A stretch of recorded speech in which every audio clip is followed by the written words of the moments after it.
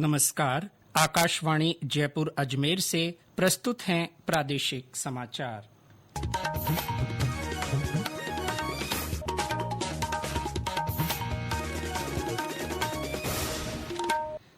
मुख्य समाचार। राज्य भर में सरसों और चने की न्यूनतम समर्थन मूल्य पर खरीद आज से शुरू। महावीर जयंती पर आज प्रदेश भर में श्रद्धा और उल्लास का माहौल। जैन मंदिरों में हो रहे विशेष आयोजन। विश्व होम्योपैथी दिवस आज। राज्य स्तरीय समारोह जयपुर में। और प्रदेश में गर्मी के मौसम को देखते हुए सरकार अलर्ट मोड पर।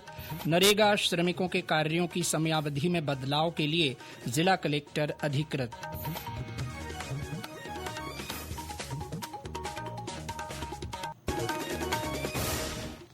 समाचारों के साथ मैं जितेंद्र सिंह पूनिया। और अब समाचार विस्तार से। राज्य भर में सरसों और चने की न्यूनतम समर्थन मूल्य एमएसपी पर खरीद आज से शुरू हो रही है। इसके लिए किसानों ने 1 अप्रैल से पंजीयन करवाया था, जो फिलहाल जारी है। राजफेड के वाणिज्य महाप्रबंधक कार्तिकेय मिश्रा ने आकाशवाणी को बताया कि अब तक 1,20,000 से अधिक किसान पंजीकरण करवा चुके हैं। उन्होंने बताया कि अभी भी किसान अपनी उपज बेचने के लिए रजिस्ट्रेशन करवा सकते हैं। किसान जो है अपनी गिरदावरी लाकर और जो भी उसका निकटतम जो उसका केंद्र है उसकी तहसील में वहां पर जाकर पंजीयन करा सकता है। अब तक लगभग 1,20,000 किसानों ने पंजीयन करा लिया है। इस बार हम नेफेड और एनसीसीएफ के माध्यम से पूरे राज्य में खरीद कर रहे हैं। 522 केंद्र अब तक जो है हम बना चुके हैं। किसानों के लिए पेयजल की व्यवस्था, धूप से बचाव के लिए तिरपाल वगैरह की व्यवस्था, समुचित व्यवस्था के लिए हमारे सारे जो उपरजिस्ट्रार हैं उनको फील्ड में निर्देश दिए जा चुके हैं और पूरी तरह से पारदर्शी व्यवस्था है। जैसे ही किसान की खरीद हो जाती है वेयर हाउस वगैरह में जमा करा के और तुरंत ऑनलाइन उनके खाते में भुगतान की भी व्यवस्था है। इलेक्ट्रॉनिक्स और सूचना प्रौद्योगिकी मंत्री अश्विनी वैष्णव ने कहा है कि उपयोगकर्ताओं के हितों को ध्यान में रखते हुए नए आधार कानून को डिजिटल व्यक्तिगत डेटा संरक्षण अधिनियम 2023 के साथ जोड़ा जाएगा। सोशल मीडिया पर एक वीडियो पोस्ट में उन्होंने कहा कि जब आधार कानून बनाया गया था तब कानूनी ढांचे में कई खामियां थीं, लेकिन अब इन खामियों को दूर किया गया है। श्री वैष्णव ने आधार कानून के आधुनिक संस्करण पर जोर देते हुए कहा कि मौजूदा सरकार गरीब और मध्यम वर्ग के लोगों के जीवन में परिवर्तनकारी बदलाव लाने पर ध्यान दे रही है।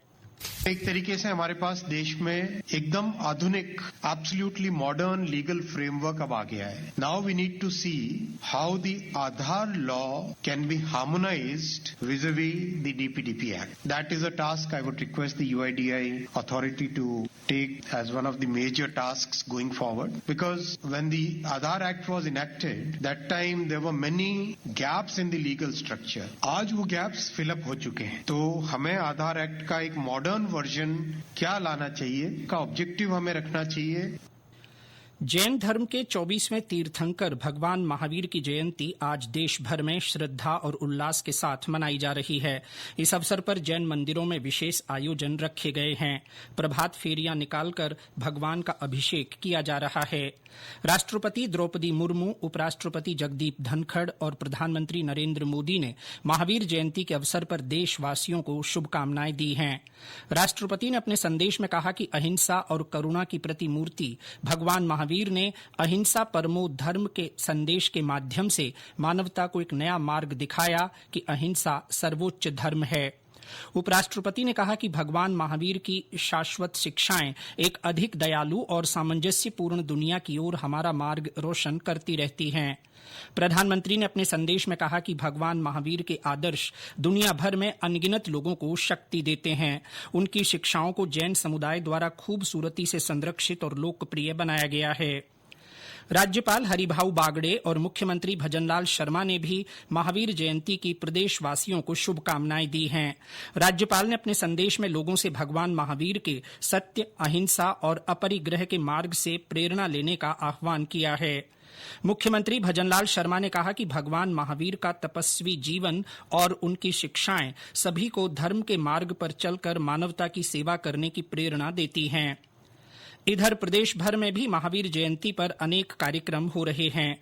करौली जिले के श्री महावीर जी में मेला परवान पर है। हमारे संवाददाता ने बताया कि इस अवसर पर श्रद्धालुओं का सैलाब उमड़ रहा है। भगवान महावीर की नगरी श्री महावीर जी में आज इस मौके पर महावीर स्वामी जी की वेदी का महामस्ताभिषेक, बृहद शांति धारा का पाठ, पूजन और प्रक्षालन किया जा रहा है। श्री मंदिर जी की छत पर परंपरा अनुसार धर्म ध्वजारोहण होगा। इसके बाद बैंड बाजे के साथ शोभा यात्रा निकाली जाएगी। भगवान महावीर की झांकी मुख्य आकर्षण का केंद्र रहेगी। दोपहर में भंडारे के साथ साथ मुख्य मंदिर में श्री चांदनपुर महावीर स्वामी संगीतमयी महामंडल विधान और साय महाआरती के अलावा रंगारंग कार्यक्रम प्रस्तुत किए जाएंगे। इस मौके पर देश भर के लाखों जैन धर्मावलंबियों का जमावड़ा श्री महावीर जी में बना हुआ है। बाकी वैली शर्मा, आकाशवाणी समाचार, करौली। ये समाचार आकाशवाणी जयपुर अजमेर से प्रसारित किए जा रहे हैं। समाचार बुलेटिन में आपका फिर स्वागत है। आज विश्व होम्योपैथी दिवस है। होम्योपैथी के जनक डॉक्टर सैमुअल हैनीमैन की जयंती के उपलक्ष्य में यह दिन मनाया जाता है। होम्योपैथी को दुष्प्रभाव रहित रोगों का इलाज करने वाली प्रणाली माना जाता है। इस वर्ष के होम्योपैथी दिवस की थीम अध्ययन, अध्यापन और अनुसंधान रखी गई है। गुजरात के गांधीनगर में आज से 2 दिन के होम्योपैथी सम्मेलन की शुरुआत होगी। इधर जयपुर में विश्व होम्योपैथी दिवस के अवसर पर राज्य स्तरीय समारोह आयोजित किया जाएगा। कॉन्स्टिट्यूशन क्लब ऑफ राजस्थान में आयोजित कार्यक्रम में उप मुख्यमंत्री और आयुष मंत्री डॉक्टर प्रेमचंद बैरवा शिरकत करेंगे।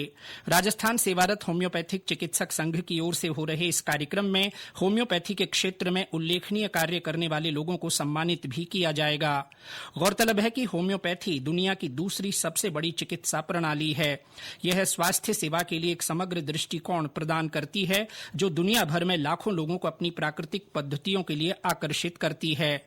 आयुष मंत्रालय के अनुसार देश भर में 10 करोड़ से अधिक लोग अपनी स्वास्थ्य आवश्यकताओं के लिए होम्योपैथी पर भरोसा करते हैं। प्रदेश में गर्मी बढ़ने के साथ ही लू, तापघात और मौसमी बीमारियों से बचाव को लेकर सरकार अलर्ट मोड पर आ गई है।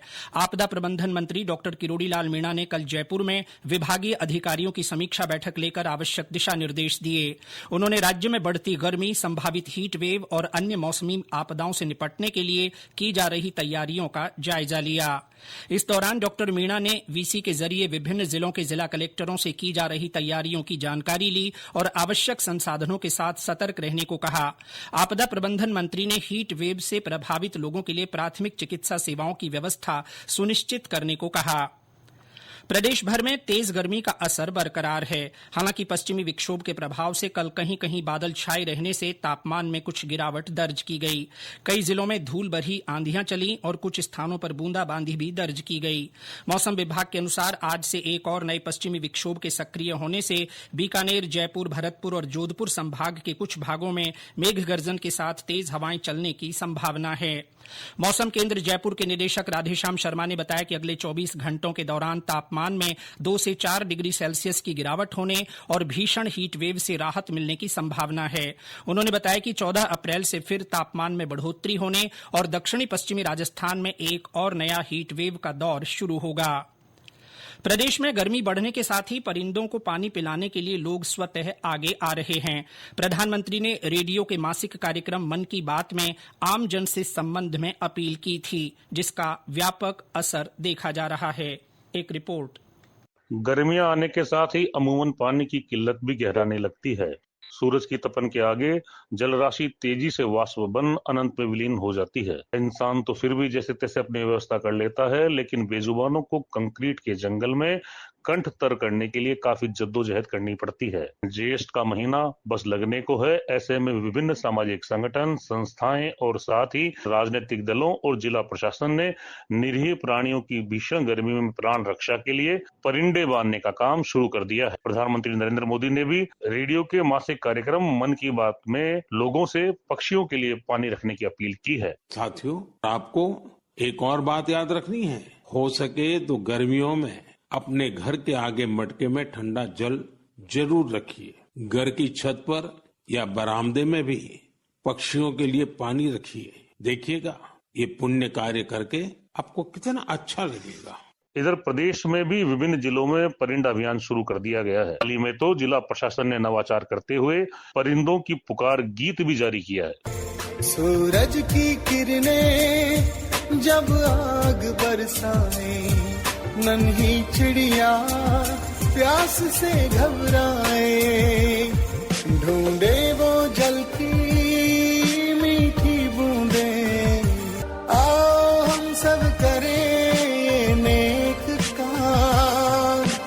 रख दे परिंदा बने एक मिसाल।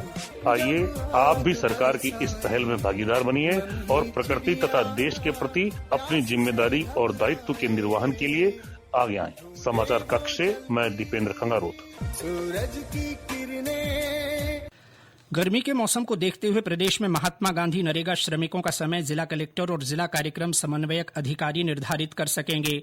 ग्रामीण विकास विभाग की अतिरिक्त मुख्य सचिव श्रेया गुहा ने बताया कि नरेगा में श्रमिकों के लिए 8 घंटे की कार्यावधि निर्धारित की गई है। इसमें 1 घंटे का विश्राम भी शामिल है।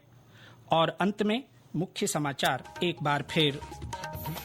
राज्य भर में सरसों और चने की न्यूनतम समर्थन मूल्य पर खरीद आज से शुरू।